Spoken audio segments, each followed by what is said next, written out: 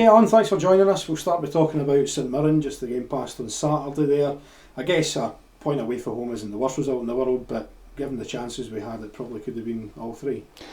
I thought we started slowly, but after that I thought we took command of the game, we had good chances, and we're disappointed not to get the 3 points. And it probably shows you how good a performance it is when you see their recent results. They've managed to beat Hibs, they've managed to beat Dundee United.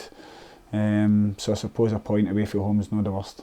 And obviously you mentioned their decent run of form, St Mirren, and as you said they won again last night. I guess that makes our game on Saturday quite important in the fact that maybe if we beat Ayr and then another couple of points, then we're probably safe from any relegation or playoff worries.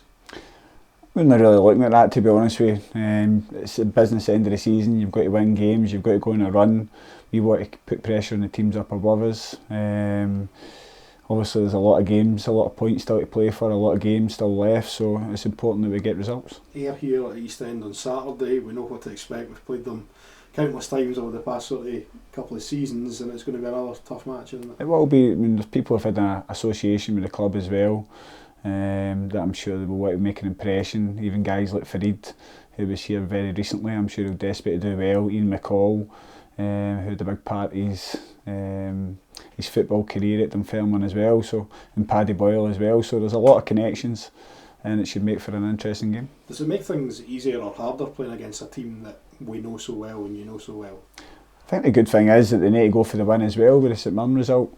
That should suit us. Hopefully it's an open game, both teams go and try and win the game, and as I said, with the quality we've got, especially at home, we're looking to try and get the 3 points. I know you don't like particularly picking out individual players when we're talking about the team, but I just want to speak about Nat Wedderburn for a while. He had a sort of difficult start in that he was picking up lots of little injuries, and that sort of he didn't really hit the ground running when he started, but over the past couple of months he's really come into his own, hasn't he?